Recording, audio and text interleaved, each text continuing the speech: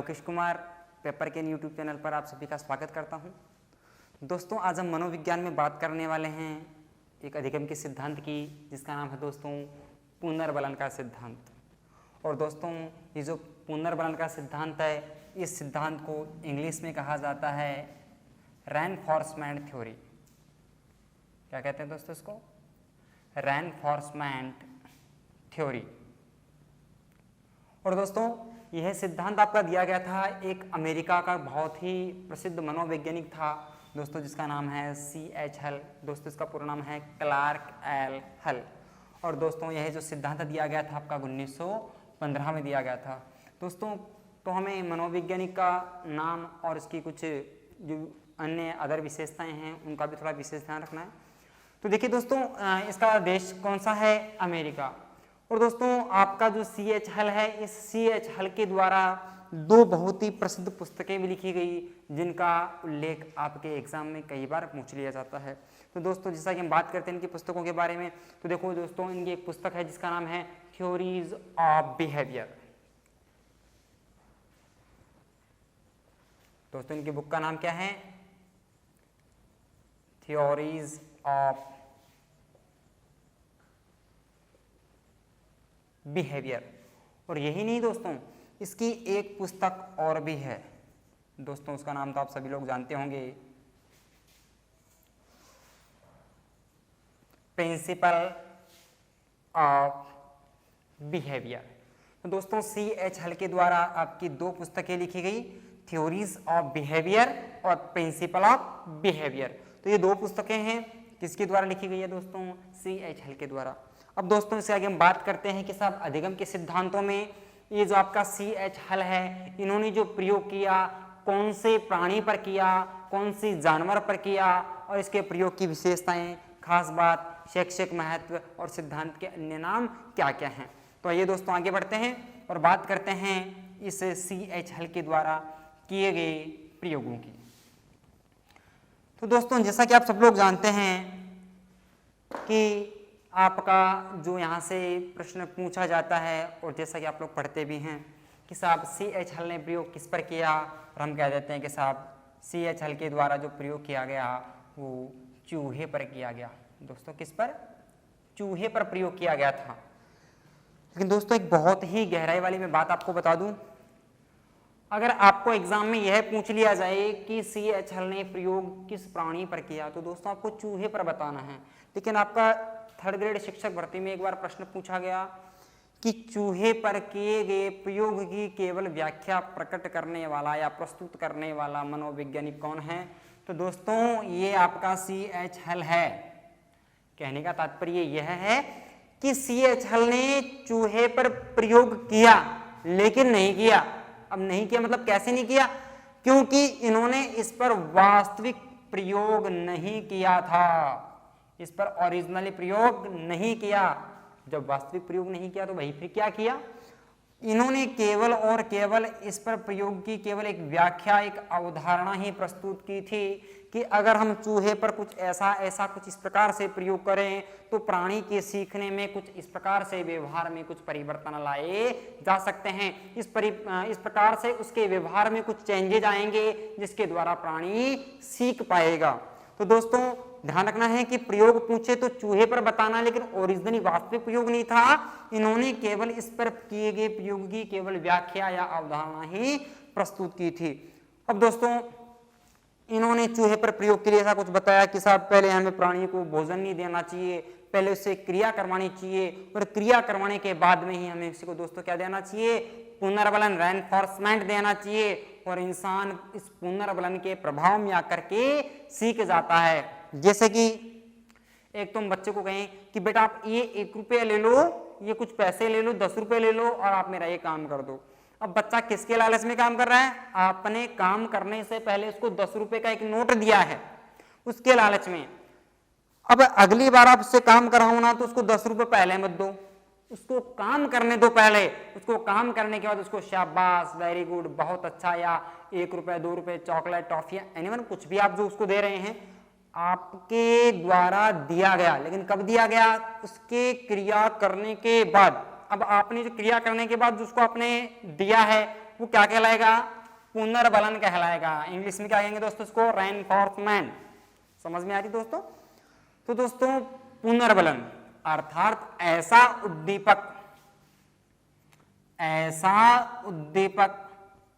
जो कब दिया जाए? क्रिया की समाप्ति पर। ऐसा उद्दीपक जो कि क्रिया की समाप्ति पर, क्रिया के होने के बाद दिया जाए, यह क्या कहलाता है दोस्तों? यह आपका कहलाता है पुनर्बलन। और दोस्तों ध्यान रखें, पुनर्बलन दो प्रकार का होता है। कितने प्रकार का? दो प्रकार का। एक तो होता है दोस्तों सकारात्मक पुनर्बलन, एक दोस्तों होता है नकारात्मक पुनर्बलन। सकारात्मक पुनर्बलन और नकारात्मक पुनर्बलन। सकारात्मक पुनर्बलन क्या होता है कि बच्चे ने जो भी काम किया है, अगर अच्छा काम किया है तो हम कहते हैं बेटा वेरी गुड, बहुत अच्छा, या उसको किसी भी प्रकार का कोई भी इनाम पुरस्कार आदि देना क्या कहलाता है? सकारात्मक पुनर्बलन। और अगर बच्चे ने जो काम किया है, अगर वो किसी भी प्रकार से थोड़ा गलत हो गया है तो उसको डांटना, दंड देना, उसको किसी भी प्रकार की कोई भी सजा देना, यह कहलाता है आपका नकारात्मक पुनर्बलन। तो दोस्तों पुनर्बलन कितने प्रकार का? दो, सकारात्मक और नकारात्मक। लेकिन दोस्तों एक बात का ध्यान रखें, इसके अलावा और भी थोड़े से प्रश्न को घुमा करके आपके एग्जाम में पूछ लिया जाता है। ये सकारात्मक और ये नकारात्मक, ये भी दो दो प्रकार के होते हैं दोस्तों। एक तो होता है आपका शाब्दिक पुनर्बलन, एक होता है अशाब्दिक। ठीक इसी प्रकार से यह भी ऐसा ही होता है, नकारात्मक भी। एक शाब्दिक, दूसरा अशाब्दिक, यानी कि सकारात्मक शाब्दिक, सकारात्मक अशाब्दिक, नकारात्मक शाब्दिक और नकारात्मक अशाब्दिक। अब सब सकारात्मक शाब्दिक कौन सा? पहले तो आप लोग शाब्दिक और अशाब्दिक को समझें कि साहब इन दोनों में क्या होता है। शाब्दिक वह होता है जिसमें बोलकर के बच्चे को पुनर्बलन दिया जाता है प्रत्यक्ष रूप से। कैसे? बोलकर के, मुंह से, शब्दों का सहारा लेकर के बच्चे ने काम किया, हमने कहा बेटा वेरी गुड, बहुत अच्छा, ये क्या है? सकारात्मक है, लेकिन शाब्दिक है। अब बात करें सकारात्मक अशाब्दिक की, तो सब अशाब्दिक पुनर्बलन में कभी भी शब्दों का सहारा नहीं लिया जाता है, केवल चिन्ह, संकेत या इशारों की सहायता से ही बालक को पुनर्बलन दिया जाता है। बच्चे ने अच्छा काम किया है, हमने उसकी तरफ से दूर से इशारा कर दिया, बेटा वेरी गुड, मुंह से नहीं बोला, बस यूं दूर से इशारा किया, ये हमने केवल इशारों को, संकेतों को, चिन्हों को काम में लिया है। लेकिन बच्चा जो इसको देख रहा है, उसको अंदर आत्म मनोबल अपने आप बढ़ रहा है कि देखो कितना अच्छा मुझे बताया जा रहा है। हमने कुछ मुंह से बोला? बिल्कुल नहीं बोला। इसके बावजूद भी बच्चा समझ गया कि मेरी तारीफ हो रही है, मुझे अच्छा बताया जा रहा है, मेरे काम को अच्छा बताया जा रहा है। इसका मतलब सकारात्मक तो था, लेकिन कैसा था? अशाब्दिक। ठीक दोस्तों ऐसा ही होता है आपके नकारात्मक में। बच्चे ने गलत काम किया है, हमें देना कौन सा? नकारात्मक शाब्दिक। बच्चे को बोल करके कि गलत है, ये पिटाई हो जाएगी आपकी, क्या कर रहे हो ऐसा, समझ में नहीं आता आपको बार बार समझाने के बाद भी। बच्चे को हमने डांटा है, ये क्या है? नकारात्मक तो है, लेकिन कौन सा? शाब्दिक है। ठीक ऐसे ही होता है नकारात्मक अशाब्दिक, अर्थात इसमें भी हम क्या करते हैं? पुनर्बलन तो देते हैं, नकारात्मक देंगे लेकिन मुंह से बोलकर नहीं देंगे। बच्चे ने गलत काम कर दिया, बच्चे की तरफ आंख निकाल दो, उसकी तरफ दूर से हाथ से इशारा कर दो कि तेरे चांटा पड़ने वाला है। मारा नहीं, दूर से केवल हमने हाथ का इशारा किया, हमने उसके ऊपर हाथ उठाया, या हमारे हाथ में कोई जैसे मार्कर है, बच्चा गलत कर रहा है, यूं मैंने यूं किया उसकी तरफ, बच्चा समझ गया कि मैंने गलती की है और बच्चा उसको तुरंत सुधारने की कोशिश करता है, प्रयास करता है। इसका मतलब क्या था? नकारात्मक तो था, लेकिन मैंने कुछ बोला नहीं, क्या था? ये अशाब्दिक। तो बात समझ में आ रही दोस्तों? तो पुनर्बलन ऐसा उद्दीपक जो कि क्रिया की समाप्ति पर दिया जाता है, पुनर्बलन कहलाता है। दो प्रकार का, सकारात्मक और नकारात्मक, ये भी दो प्रकार के, शाब्दिक और अशाब्दिक। ठीक है दोस्तों, अब देखिए आगे बढ़ते हैं। और इन्होंने जो चूहे पर प्रयोग की व्याख्या बताई, इस किए गए प्रयोग में इन्होंने एक बात का जिक्र किया है, इन्होंने एक बात का बड़े विशेष रूप से इस पर जोर दिया है, बल दिया है, और ये कहता है कि सतत प्रयास और मजबूत पुनर्बलन से। मैं बात लिख देता हूं दोस्तों, क्या स्टेटमेंट था इसका? सतत प्रयास व मजबूत पुनर्बलन से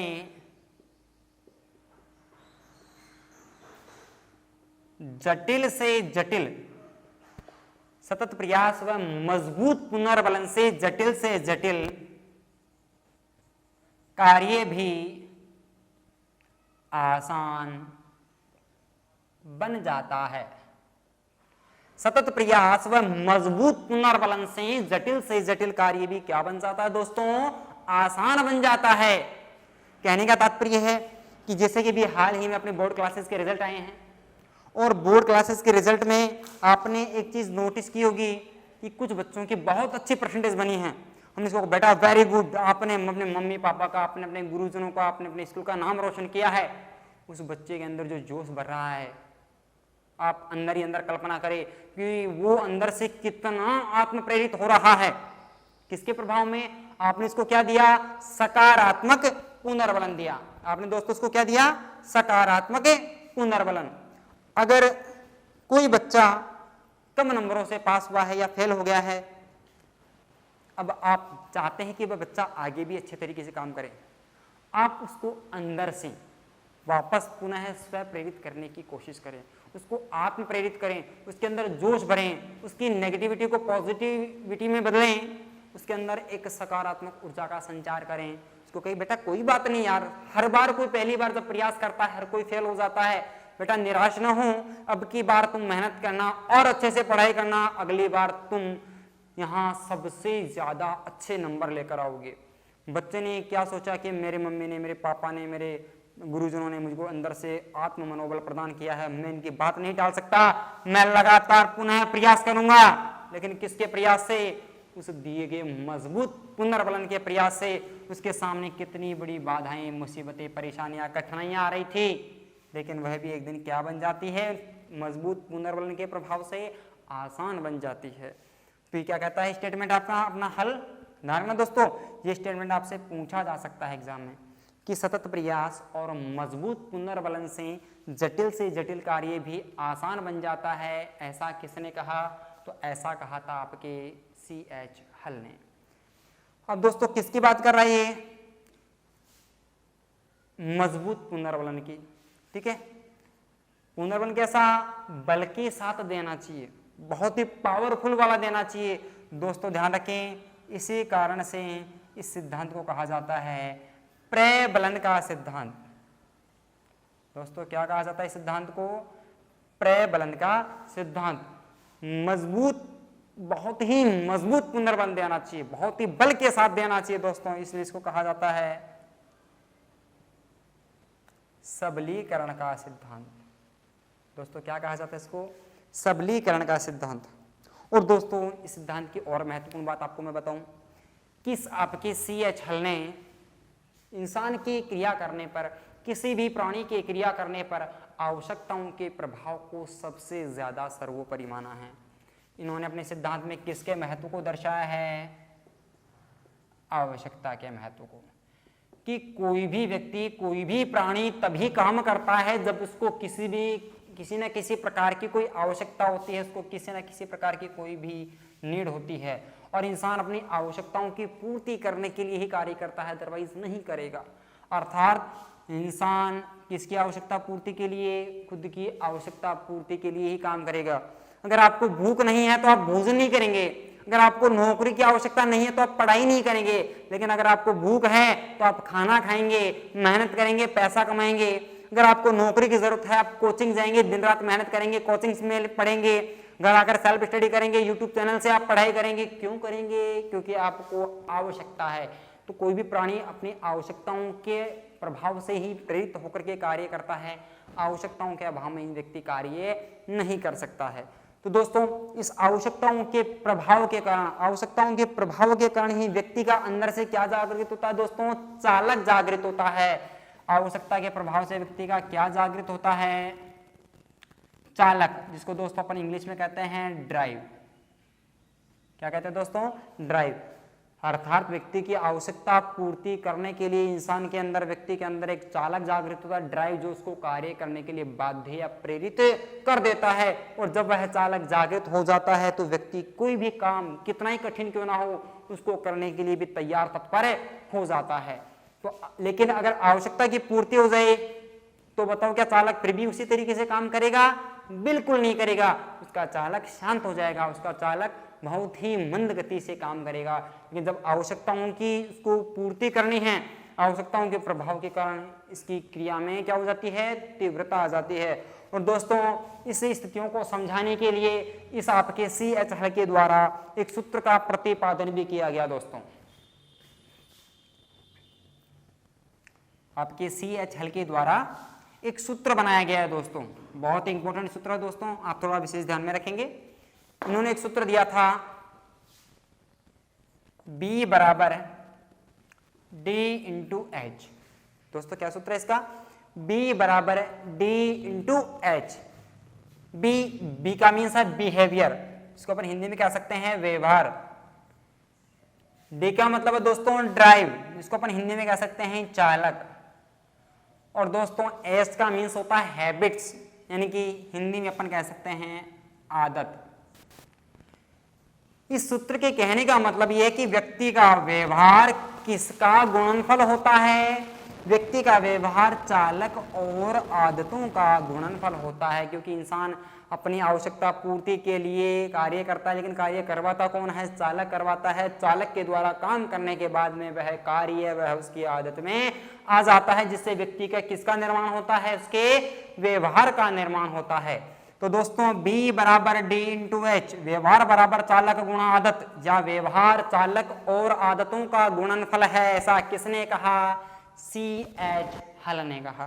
तो दोस्तों ये सूत्र आपको विशेष रूप से ध्यान में रखना है, हो सकता है किसी न किसी निकटवर्ती आपके शिक्षक भर्ती के एग्जाम में पूछा जाए। ठीक है दोस्तों, इसके आगे हम बात करते हैं जो आपका एक पुनर्बलन के सिद्धांतों में एक बड़ा ही महत्वपूर्ण अपना रोल निभाता है, जिसका नाम है स्किनर। नाम सुना होगा दोस्तों आप लोगों ने स्किनर। में उसी स्किनर की बात कर रहा हूं जिन्होंने कबूतर और चूहे पर प्रयोग किया था। दोस्तों इस स्किनर के द्वारा भी अपना एक स्टेटमेंट दिया गया, जो आपका स्किनर का सिद्धांत आपको देखने को मिलता है ना। कौन सा सिद्धांत? नैमित्तिक अनुबंधन का सिद्धांत, क्रिया प्रसूत अनुबंधन का सिद्धांत। मैं उसी सिद्धांत की बात कर रहा हूं। दोस्तों स्किनर ने जो सिद्धांत दिया था अपने इसे पुनर्बलन के सिद्धांत से प्रेरित होकर के दिया था। इस C.H. हल के द्वारा किए गए इस कार्य से प्रभावित होकर के दिया था, और इन्होंने भी इस बात को बड़ा ही महत्वपूर्ण तरीके से माना, इसको अपने जीवन में उतारा और इसके महत्व को लोगों को समझाने का प्रयास भी किया। इन्होंने माना कि भैया इस संसार में अगर कोई भी काम करना है ना, पुनर्बलन के अभाव में नहीं किया जा सकता। पुनर्बलन जितना पावरफुल होता है व्यक्ति के सीखने की स्थितियां और उसके कार्य करने की स्थितियों में, उतना ही ज्यादा प्रभाव या पॉजिटिविटी हमें देखने को मिलती है। इसी कारण से इस पुनर्बलन के प्रभाव के कारण से ही इस आपके स्किनर ने इस सिद्धांत को अधिगम का सर्वश्रेष्ठ व आदर्श सिद्धांत माना है। स्किनर ने क्या कहा कि साहब यह सिद्धांत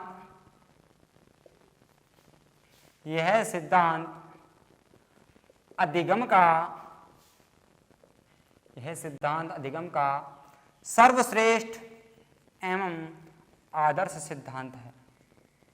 यह सिद्धांत अधिगम का सर्वश्रेष्ठ व आदर्श सिद्धांत है। अगर आपसे पूछ लें कि पुनर्बलन के सिद्धांत को अधिगम का सर्वश्रेष्ठ और आदर्श सिद्धांत मानने वाला मनोवैज्ञानिक कौन है, दोस्तों आप लोग कहेंगे B.F.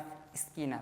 ठीक है दोस्तों, तो इस स्किनर ने क्या कह दिया कि साहब ये जो पुनर्बलन का सिद्धांत है जो C.H. हल ने दिया है, यह सिद्धांत अधिगम के सिद्धांतों का सर्वश्रेष्ठ और आदर्श सिद्धांत है। और इस हल के सिद्धांत से प्रेरित होकर के ही स्किनर ने एक क्रिया प्रसूत अनुबंधन का सिद्धांत बनाया था, जिसके महत्व हमें आगे देखने को मिलेंगे। और दोस्तों इसी कड़ी में अपन बात करते हैं कि साहब इस प्रकार से हम जो बच्चे को सिखा रहे हैं, पुनर्बलन देकर के सिखा रहे हैं, आवश्यकताओं के प्रभाव से उसको, उसके चालक को जागृत करके उसको क्रिया करने के लिए प्रेरित करके उसको सिखा रहे हैं, साहब ये इंसान के जीवन में क्या प्रेरणा लेकर आता है, इस सिद्धांत के बालक के शैक्षिक जीवन में क्या प्रभाव हमें देखने को मिलते हैं, उसके सीखने की स्थितियों में क्या प्रभाव हमारे सामने आते हैं। तो दोस्तों आगे बात कम करते हैं इसके शैक्षिक महत्वों की।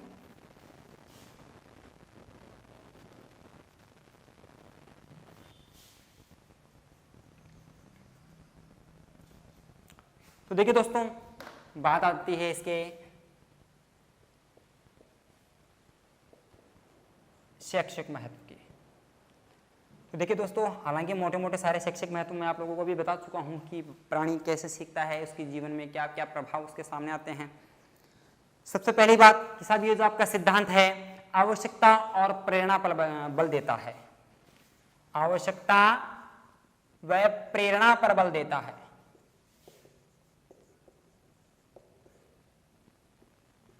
यह सिद्धांत दोस्तों क्या करता है, आवश्यकता व प्रेरणा पर बल देता है। देता की नहीं, सारी अपन ने बात चर्चाएं की है कि साहब इंसान को आवश्यकता होती है तब काम करता है। सब काम तो करता है लेकिन जरूरी नहीं है ना कि इसकी आवश्यकता पूर्ति के लिए जो काम कर रहा है उसमें उसको सफलता मिलेगी ही। असफल भी तो हो सकता है या सफल भी हो सकता है। तो सब हमने उसको क्या दिया, अंदर से उसको एक उसका जो मनोबल हमने बढ़ाया, उसको हमने जो पुनर्बलन दिया, उसके आधार पर यह सीखने की क्रियाओं में इसको और भी ज्यादा गति प्रदान करता है, उसका आत्मविश्वास को बढ़ाता है। इसलिए सिद्धांत शैक्षिक महत्वों में क्या नाम लेकर आता है, आवश्यकता व प्रेरणा पर बल देता है। नंबर 2 दोस्तों अपन बात करते हैं कि साहब जो हम हमारी खुद की निजी आवश्यकता की पूर्ति के लिए हम काम कर रहे हैं, हमारे को कोई पुनर्बलन दे रहा है क्या इसके प्रभाव से कोई दूसरा काम करेगा? नहीं दोस्तों, जो पुनर्बलन हमें मिल रहा है वह केवल और केवल हमारे जीवन में ही काम करेगा, केवल हमारे लिए काम करेगा, हमारे निजी हित के लिए काम करेगा। फिर दोस्तों इसको कहा जाता है व्यक्तिगत शिक्षा पर बल देता है। यह सिद्धांत क्या करता है दोस्तों, व्यक्तिगत शिक्षा पर बल देता है। बात समझ में आ रही है दोस्तों?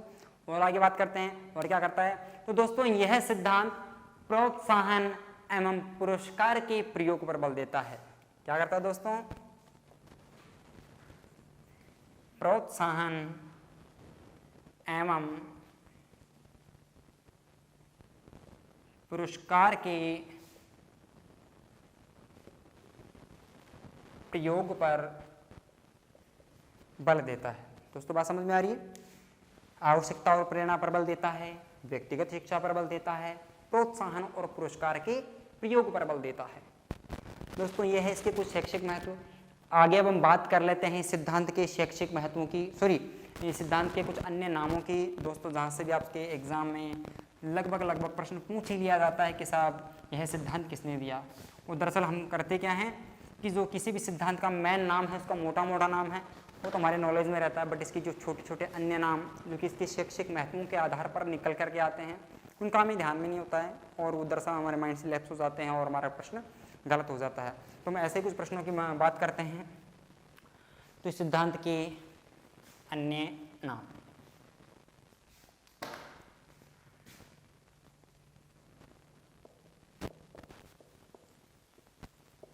अब दोस्तों हमें इस अन्य नामों को रटना नहीं है। जो सिद्धांत हमने समझ लिया है, उस सिद्धांत के प्रयोग, व्याख्या और इसके शैक्षिक महत्व, इन सभी क्रियाओं में से ही इसके अन्य नामों का बाहर निकलकर हमारे सामने आना होता है, जिनको हमें याद करना है।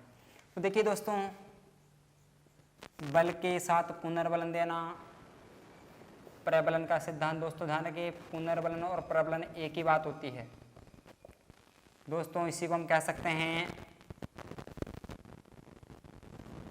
सबलीकरण का सिद्धांत। बल के साथ दिया जाना है, ये क्या कहते हैं दोस्तों, इसको सबलीकरण का सिद्धांत। बालक काम करता है किस प्रकार से, उसके आत्म मनोबल को उसको पुनर्बलन देने के बाद में दोस्तों इसी सिद्धांत को कहा जाता है प्रेरणा प्रबलन ह्रास का सिद्धांत। सिद्धांत को क्या कहते हैं, प्रेरणा प्रबलन ह्रास का सिद्धांत।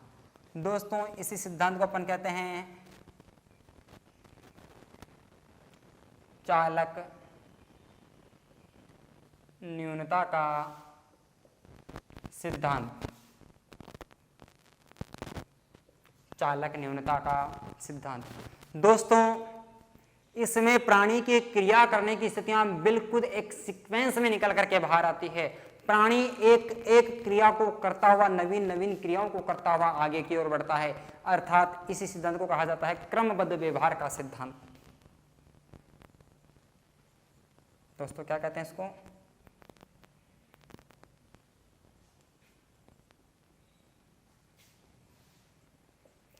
क्रमबद्ध व्यवहार का सिद्धांत। दोस्तों यह सिद्धांत हमें एक नियमों की सीक्वेंस से पालना करके सिखाने पर बल देता है। दोस्तों इसलिए सिद्धांत को कहा जाता है विधिक सिद्धांत। क्या कहते हैं दोस्तों इसको? विधिक सिद्धांत। और दोस्तों गणितीय स्थितियों को सीखने में भी यह सिद्धांत हमारे लिए बहुत ही उपयोगी सिद्ध होता है। इसलिए दोस्तों एक बड़ा ही महत्वपूर्ण नाम और भी है जो मैं आपको बता देता हूं, जो आपको ध्यान रखना है।